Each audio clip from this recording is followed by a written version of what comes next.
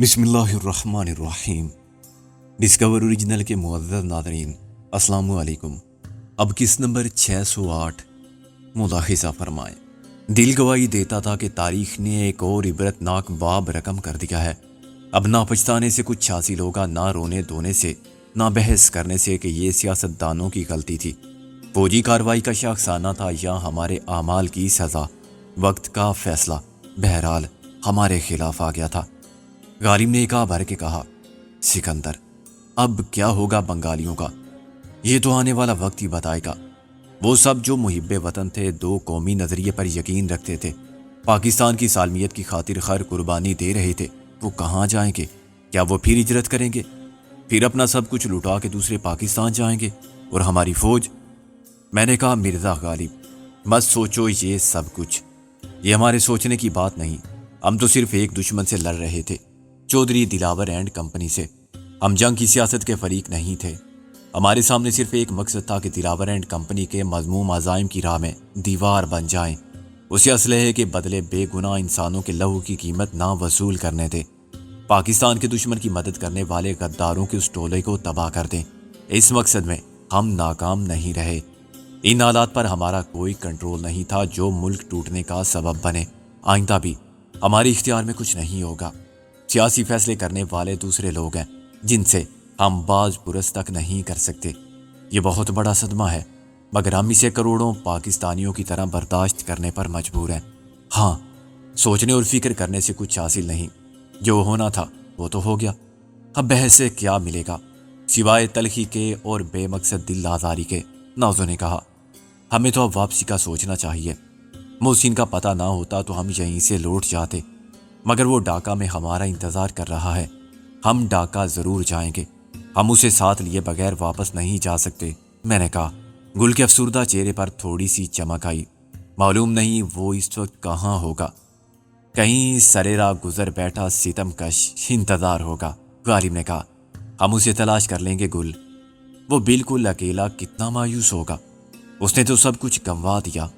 نازو نے دکھی لہجے میں کہا، ہم سب کے دکھ اور عذاب سانجھے ہیں۔ میں نے برہمی سے کہا، اس نے کیا کھویا کیا پایا، اس کا حساب الگ نہیں ہے۔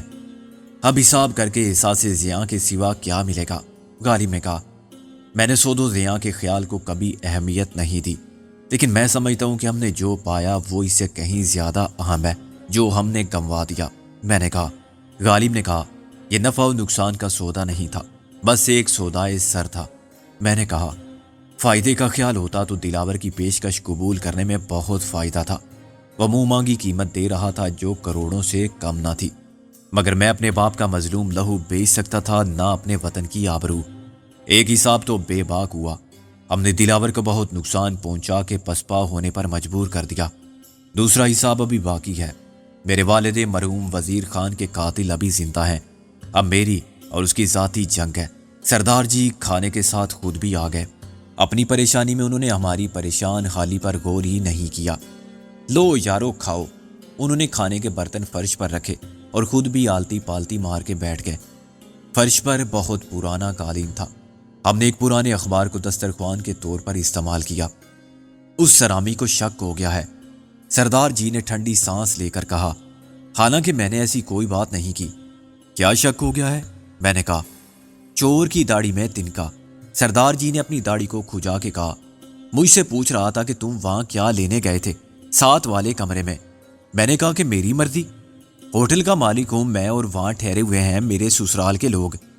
یہ کیوں کہا آپ نے؟ گل برا مان کے بولی، اور کیا کہتا کڑیے، بس جو بات زبان پر آ گئی وہ میں نے کہہ دی۔ سردار جی بولے، اب اگر تم سے کچھ پوچھے تو وہ میری بات کا خیال کرنا، ورنہ وہ پھر گیا تھا تمہارے پاس؟ میں نے کہا، ہاں بوتل مانگ رہا تھا، وہ بھی ولایتی۔ سردار جی نے شکایت کی۔ میں نے کہا کہ بلیک میں ملے گی تو اس نے نوٹ مارے میرے منہ پر، سمجھو تھپڑ ہی مار دیا۔ کہنے لگا جتنے چاہیے رکھ لو مگر مجھے اصلی ولایتی لا کے دو۔ میں نے بھی 1000 رکھ لیے پورے۔ جاتے جاتے کہہ گیا کہ بھنی مرغی نہ ملی، آدھے گھنٹے میں تو تمہیں بھون دوں گا۔ پھر آپ یہاں کیوں بیٹھے ہیں؟ غالب نے کہا، چھپ کے بیٹھا ہوں یارو، آدھا گھنٹہ تو ہو گیا۔ اپنا بندہ ہے پیچھے، خود بھگت لے گا، وہ بھی بڑا سور دا پتر ہے، کسی کا لحاظ نہیں کرتا۔ اس کے سر پر پتیلی مارے گا، اچھا ہے اس کا دماغ درست کر دے، سردار جی نے کہا۔ غالب نے کہا اگر وہ آپ کو تلاش کرتا ہوا یہاں آ گیا پھر؟ میں نے کہا ہاں، صرف خانسا ماں کے قتل سے اس کی تسلی نہ ہوئی اور اس نے سچ مچ آپ کو بھون کے رکھ دیا۔ یہ ڈاکو وہی کرتے ہیں جو کہتے ہیں۔ او یارو، کیا تم کچھ نہیں کرو گے؟ سردار جی نے خوف زدہ لہجے میں کہا۔ باتیں تو بڑی کر رہے تھے۔ میں نے کہا اب آپ ایسا کریں، اگروال کے پاس جائیں اور اس سے کہیں کہ مرغی کا بندوبست نہیں ہوا۔ کیا؟ سردار جی کا رنگ اڑ گیا۔ ہاں، ڈرے نہیں، کچھ بھی کہہ دیں کہ مرغی ملی نہیں، یا ایک ہی مرغی تھی جو قبل از وقت فوت ہو گئی یا بھاگ گئی، یا رسویا گرل فرینڈ سے ملنے چلا گیا۔ او یار، کیوں میرا خون کراتے ہو؟ ابھی تو میرے بچے بھی نہیں ہوئے، میں کوارا ہوں، سردار جی نے فریاد کی۔ میں نے کہا آپ پنگا لیں اس سے، باقی ہم پر چھوڑ دیں، یہ لڑکی فوراً آپ کی مدد کے لیے پہنچ جائے گی۔ یہ کاکی؟ سردار جی نے بے یقینی کے ساتھ نازو کو دیکھا۔ اوے اسے کیوں مرواتے ہو؟ میرے ساتھ خود مرد ہو کے پیچھے بیٹھے رہو گے؟ اوے کچھ شرم کرو۔ غالب نے کہا ہم یہاں شرم کرتے رہیں گے، آپ ہماری فکر مت کریں۔ میں نے کہا اگر آپ نے ہماری بات نہیں مانی تو پھر آپ جانیں اور آپ کے وائے گرو۔ سردار جی نے پھر نازو کو دیکھا اور کچھ حیران ہوئے کہ خود کاکی نے احتجاج نہیں کیا۔ پھر وہ اٹھ کھڑے ہوئے۔ اچھا میں جاتا ہوں، جو کرے کرتار۔ چند سیکنڈ بعد انہوں نے ساتھ والے کمرے کا دروازہ بجایا اور میں نے ان کی آواز سنی، جوشی بابو مرغی بھاگ گئی۔ پھر جوشی داڑے، کیا بکتا ہے؟ مرغی بھاگ گئی تیرے باپ کے ساتھ؟ اوے سور دے پتر، داڑھی چھوڑ میری، سردار جی نے واویلا کیا۔ نازو لپک کے دروازے تک گئی۔ ارے جوشی صاحب، یہ کیا کر رہے ہیں آپ؟ شرم نہیں آتی؟ اوے تو چپ کر الو کی پٹھی، اگروال نے مشتعل ہو کر کہا۔ نازو فوراً ان کے درمیان خائل ہو گئی۔ یہ کیا ہنگامہ کر رہے ہیں آپ ہوٹل میں؟ یہ آپ کے باپ کے برابر ہیں۔ نازو نے سردار جی کی داڑھی کو اگروال کی گرفت سے آزاد کرانے کی کوشش کی اور اس دھکم پیل میں اگروال سمیت کمرے کے اندر پہنچ گئی۔ میں اپنے کمرے کے دروازے کی اوٹ سے سب دیکھتا رہا۔ سردار جی اپنی داڑھی سمیت گھسٹتے گئے، غالباً اس فلور پر ہمارے سوا اور کوئی نہیں ٹھہرا ہوا تھا، ورنہ اتنا شور سن کے تو سب نکل آتے۔ اگروال کی گالی گلوچ ایک دم ختم ہو گئی۔ سردار جی کی فریاد و فغاں بھی یک لخت خاموشی میں ڈھل گئی تو میں نے اس کمرے میں قدم رکھا۔ کمرے میں ایک عورت خوف سے منجمد بیٹھی تھی اور اتنی حیران تھی کہ اسے اپنے بے لباس جسم کی طرف توجہ دینے کا خیال بھی نہیں آیا تھا۔ خود سردار جی دم بخود کھڑے تھے اور اپنی مظلوم داڑھی کو سہلاتے ہوئے کبھی نازو کو دیکھتے تھے تو کبھی فرش پر ساکت پڑے ہوئے اگروال کو۔ نازو ایسے کھڑی تھی جیسے کچھ ہوا ہی نہیں ہے۔ میں نے اپنے پیچھے دروازہ بند کیا تو سردار جی چونکے۔ عورت نے ایک دم چادر گھسیٹی اور ستر پوشی کی۔ کون ہو تم؟ وہ چلائی۔ نکل جاؤ۔ میں نے کہا شور مت مچاؤ ورنہ مجھے دھمکی مت دو، تم نہیں جانتے یہ کون ہے۔ عورت ہسٹریا میں مبتلا ہونے لگی تھی۔ سب جانتے ہیں ہم، یہ اگروال ہے، تم بتاؤ تمہارے ساتھ اس کا کیا تعلق ہے؟ میں نے کہا۔ عورت نے اچانک تکیے کے نیچے ہاتھ مارا، مگر اس کے قریب کھڑی ہوئی نازو نے اسے ریوالور نکالنے کی مہلت بھی نہ دی۔ وہ ایک جست میں اس کے اوپر جا گری تھی۔ عورت چلائی مگر نازو نے اس کی کلائی تھام کے جھٹکا دیا۔ ریوالور اس کے ہاتھ کی گرفت سے نکل کر فرش پر گر گیا۔ وہ کسی شیرنی کی طرح نازو سے لڑنے لگی جس کی کھچار میں داخل ہو کے شکاری نے شیر کو ہلاک کر دیا ہو۔ وہ مارشل آرٹ تو نہیں جانتی تھی مگر اس میں بلا کی پھرتی تھی۔ نازو کی جگہ گل ہوتی تو وہ اس کی بوٹیاں نوچ کے کھا جاتی۔ اس کے لمبے ناخن والے ہاتھ اور دانت نازو کو ادھیڑ دینا چاہتے تھے اور وہ اپنے جسم کی ساری توانائی کے ساتھ نازو کا مقابلہ کر رہی تھی۔ نازو کے لیے یہ صورتحال بالکل انوکھی اور پریشان کن تھی کہ اسے گتھم گتھا ہونے والی ایک خوبصورت جوان عورت تھی جس کے تن پر لباس نام کی کوئی چیز نہ تھی مگر اسے پرواہ بھی نہ تھی۔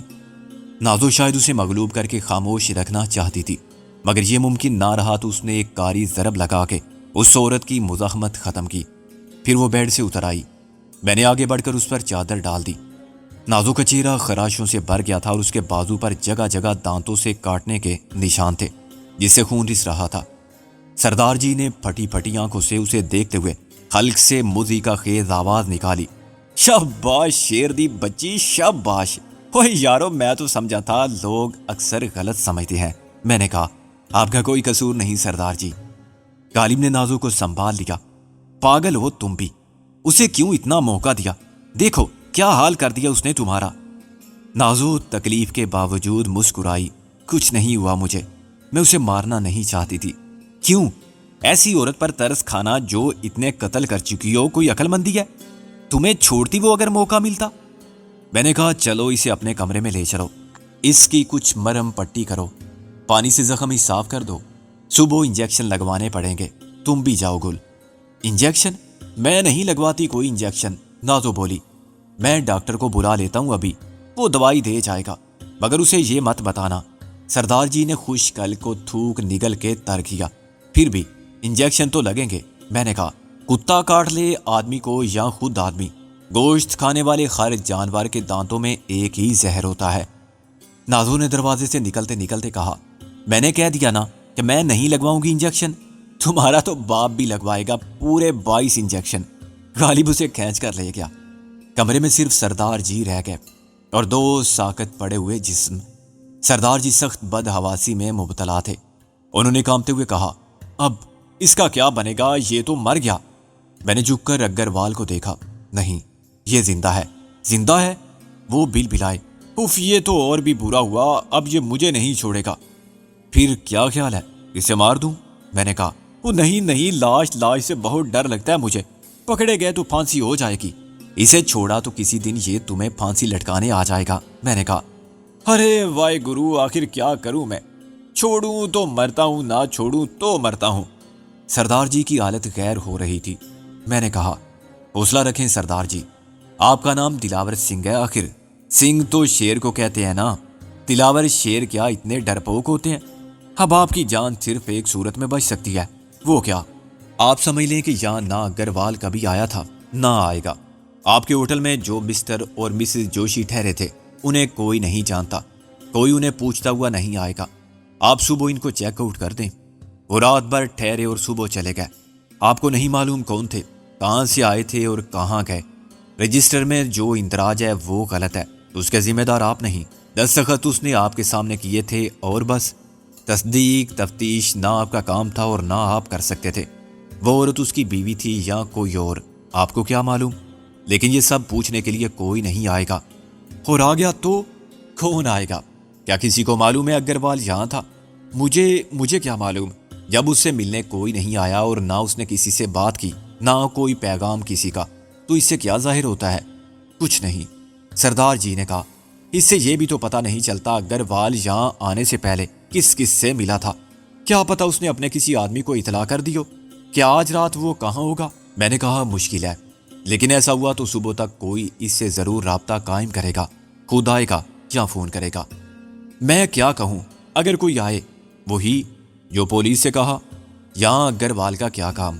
گواہی کی ضرورت پڑے تو ہم حاضر ہیں۔ میں نے کہا ہم بتا دیں گے کہ ساتھ والے کمرے میں کون تھا۔ تم بتا دو گے؟ سردار جی اچھلے۔ میرا مطلب تھا کہ تمہارے بیان کی تائید کرتے ہوئے ہم بالکل غلط بیان دیں گے۔ میں نے کہا ہم بتائیں گے کہ مسٹر اور مسز جوشی دونوں پہلوان تھے، عمر 50 کے لگ بھگ، دونوں کا مجموعی وزن 4.5 اور 5 من کے درمیان۔ مسٹر جوشی گنجے تھے اور ان کی بیگم دنیا کو ایک آنکھ سے دیکھتی تھی۔ دونوں ڈاکٹر تھے، بھوپال سے آئے تھے، ہماری ملاقات بھی ہوئی تھی۔ واہ گرو خوش رکھیں، تم تو بہت سیانے ہو بھائی، اب کچھ فرماؤ کہ انہیں میں کیسے غائب کروں؟ سردار جی نے تن سے کہا۔ میں نے کہا ان کو ہم غائب کریں گے اور کل خود بھی غائب ہو جائیں گے۔ سردار جی نے نفی میں ساری لایا۔ کہاں لے جاؤ گے آخر تم انہیں؟ جہاں لے جا کے چھوڑو گے وہاں سے یہ سیدھے میری گردن دبانے آ جائیں گے کہ وہ تمہارے سسرالی رشتے دار تھے، یہ واپس نہیں آئیں گے۔ ہو یار کیسے نہیں آئیں گے؟ تم انہیں تھانے میں جمع کرا دو گے تب بھی کچھ نہیں ہوگا، یہ پھر جیل سے نکل آئے گا اور خود نہ آیا تو اپنا کوئی بندہ بھیج دے گا۔ سردار جی نے مایوسی سے کہا اور پھر سرگوشی کے انداز میں بولے اس کا تو بس ایک ہی طریقہ ہے۔ میں نے انجان بن کے پوچھا وہ کیا؟ دونوں کو خلاص کر دو۔ کیا مطلب ہے آخر آپ کا؟ انہیں قتل کر کے ہم بھی مجرم بن جائیں؟ میں نے سوچتے ہوئے کہا قتل، یہ قتل تو نہیں ہوگا، ان کی سزا یہی ہے، یہ حرامی جیل سے فرار نہ ہوتا تو آج صبح اس کو پھانسی لٹکا دیا جاتا۔ جتنے قتل اس نے کیے ہیں ان کی یہ سزا بھی کم ہے، اور یہ عورت، اس کو بھی تو سزائے موت ہونی چاہیے کم سے کم، یہ کوئی نا انصافی نہیں ہوگی۔ اگر انہیں بخش دیا گیا تو یہ ظلم ہوگا، پتہ نہیں اور کتنے مارے جائیں گے ان کے ہاتھوں، کتنے بچے اناتھ ہوں گے، عورتیں ودوا ہوں گی۔ میں نے حیرانی سے سردار جی کو دیکھا، وہ اس وقت ایک بالکل مختلف آدمی لگ رہے تھے۔ اگر آپ اسے تقاضائے انصاف سمجھتے ہیں تو ان کی سزا پر عمل درآمد آپ خود کریں. یہ آپ کے مجرم ہیں. آپ کی عدالت ہی نے انہیں سزائے موت کا مستحق سمجھا ہے. سردار جی نے کچھ دیر سوچا. اچھا ٹھیک ہے، اگر میں نے ان کو نہ مارا تو یہ مجھے مار دیں گے. مجھے اپنے دفاع کا حق بھی حاصل ہے. میں سمجھتا ہوں یہ حق مانگنے سے نہیں ملتا. جی نے کہا کوئی عدالت نہیں دلوا سکتی. میں نے کہا اگر کل کو اگروال یا اس کے کسی ساتھی نے آپ کی زندگی ختم کرنے کا فیصلہ کر لیا تو قانون آپ کی کوئی مدد نہیں کر سکے گا. آپ جسے چاہیں درخواست دیں. ہاں آپ خود بہت کچھ کر سکتے ہیں. پاگل کتے، سانپ یا بچھو کو مارنا جرم بھی نہیں اور پاپ بھی نہیں. معاشرے کا حق بھی ہے آپ پر کہ کوئی خرابی سامنے ہو تو اسے دور کریں. سردار جی میرے دلائل کے بغیر بھی فیصلے پر پہنچ چکے تھے. چنانچہ انہوں نے سر ہلا کے کہا تم جاؤ. میں چلا جاؤں؟ ہاں کوئی گواہ تو نہ ہو چشم دید. سردار جی نے سپاٹ لہجے میں اور خلا میں دیکھتے ہوئے کہا. میں دروازہ بند کر کے اپنے کمرے میں آ گیا. غالب اور گل نے نازوں کے زخم دھو کر پاؤڈر لگا دیا تھا. کیا ہوا؟ غالب نے میری صورت کو غور سے دیکھا. کچھ نہیں. میں نے کہا اگروال مر گیا اور وہ بھی. نازوں نے بے یقینی سے کہا یہ کیسے ہو سکتا ہے؟ میں نے کہا دیکھ لو جا کے، مگر اس میں تمہارا کوئی قصور نہیں. انہوں نے خود اپنے لیے موت کا انتخاب کیا. کیا پہیلیوں میں بات کر رہے ہو؟ نازو بولی. یہ ٹھیک ہے، وہ ہوش میں آ گئے تھے. سردار جی نے کہا کہ انہیں پولیس کے حوالے کیا جائے گا. میں ریوالور لیے کھڑا تھا. ظاہر ہے اگروال کچھ نہیں کر سکتا تھا. اگر وہ جیل سے فرار نہ ہوتا تو صبح اسے پھانسی دے دی جاتی. اس نے کہا کہ جیل جا کے پھانسی لٹکنے سے وہ اسی وقت مرنے کو بہتر سمجھے گا.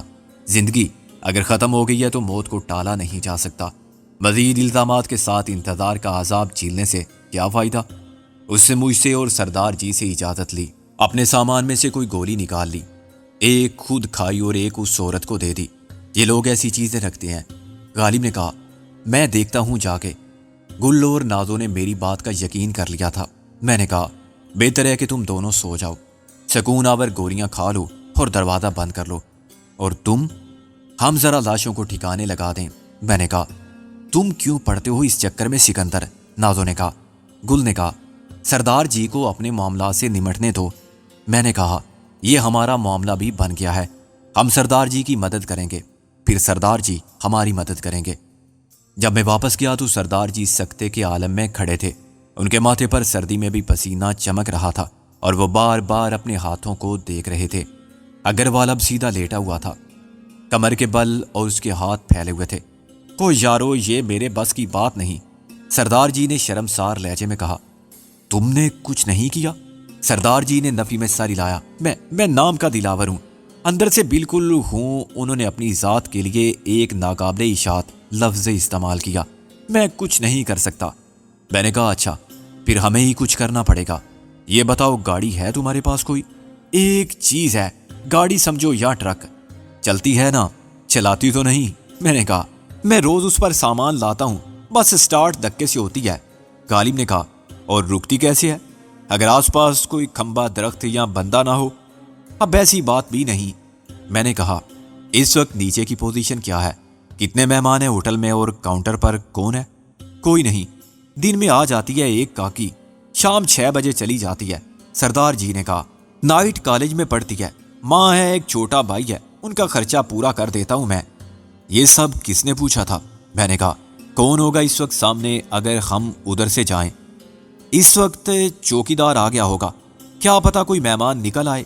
رسوئیا مرغی لے کر آیا تھا، وہ میں نے لے لی اور اس کی چھٹی کر دی، مگر شاید وہ صفائی کر رہا ہوگا. میں نے سوچ کر کہا اچھا پیچھے سے نکلنے کا کوئی راستہ ہے؟ سردار جی نے نفی میں سر ہلایا. ادھر سے راستہ ہوتا تو مہمان نہ نکل جاتے بل ادا کیے بغیر. پھر تو ابھی کچھ نہیں ہو سکتا، ان کے ہوش میں آنے کا انتظار کرو. میں نے کہا پھر انہیں باہر لے جائیں گے ہم. تم کو تھوڑی سی اداکاری کرنی ہوگی، ایکٹنگ تو میں فلمیں بھی نہیں دیکھتا. میں نے کہا کوئی مشکل رول نہیں ہوگا. چلو پہلے مجھے اپنی گاڑی دکھاؤ، اس کی چابی میرے حوالے کرو. وہ مجھے نیچے لے گیا. دروازے پر موجود چوکیدار کو دیکھ کر مجھے ہنسی آئی. اس کے سر اور داڑھی کے سب بال سفید تھے اور وہ آدمی کو شناخت کرنے کے لیے آنکھوں پر ہاتھ رکھ کے اور گول شیشوں والے چشمے کو جما کے دیکھتا تھا. ایک لاٹھی کے سوا اس کے پاس کوئی ہتھیار نہ تھا اور یہ لاٹھی بھی وہ نہیں تھی جس سے بینس منسوب ہے. یہ بڑھاپے کا سہارا تھی. میں نے کہا یہ بابا خاک چوکیداری کرتا ہوگا؟ فائدہ تو کوئی نہیں، سردار جی نے تسلیم کیا۔ پھر اسے کیوں رکھا ہوا ہے؟ کہاں جائے گا اس بڑھاپے میں؟ رات کو دروازہ بند کر دیتا ہے، صبح کھول دیتا ہے، اس کے سوا کچھ نہیں کرنا پڑتا اسے۔ بدلے میں 2 ٹائم روٹی کھاتا ہے اور سال میں 2 جوڑے لیتا ہے۔ میرے سوا دنیا میں اس کا کوئی نہیں ہے، اسے 100 روپے بھی دیتا ہوں۔ تمہارا کوئی رشتہ ہے اس سے؟ میں نے کہا بڑا پرانا رشتہ ہے، باپ ہے میرا، سردار جی نے کہا۔ میں اچھل پڑا، والد صاحب تھے تمہارے؟ ہاں جی، اور یہ جو رسویا ہے نا، یہ اپنا چھوٹا بھائی ہے۔ اس کی بیوی بڑی ظالم تھی، گھر کا سارا کام کراتی تھی اس سے، مگر دیکھ لو وہی کام آج اس کے کام آ رہا ہے۔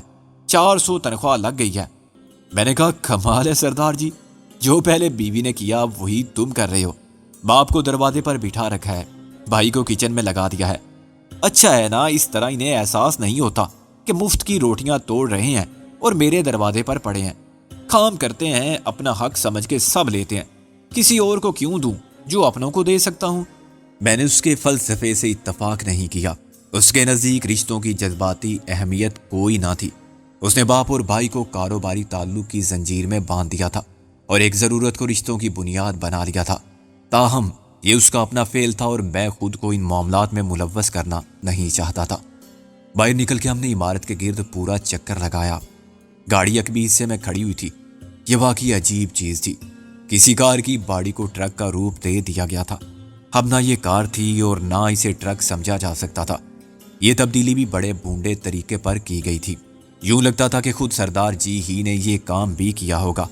بعد میں میرے پوچھنے پر انہوں نے تسلیم کیا کہ کار اور ٹرک کی مخلوط نسل کے والد وہی ہیں۔ یہ دھکا لگانے والا مسئلہ ٹیڑھا ہے، میں نے کہا۔ دھکا صبح لگانا پڑتا ہے، رات بھر میں بیٹری ٹھنڈی ہو جاتی ہے، سردار جی نے کہا۔ اس وقت تو ہاتھ لگاتے ہی چل پڑے گی۔ میں نے اپنا ہاتھ پیچھے کھینچ لیا۔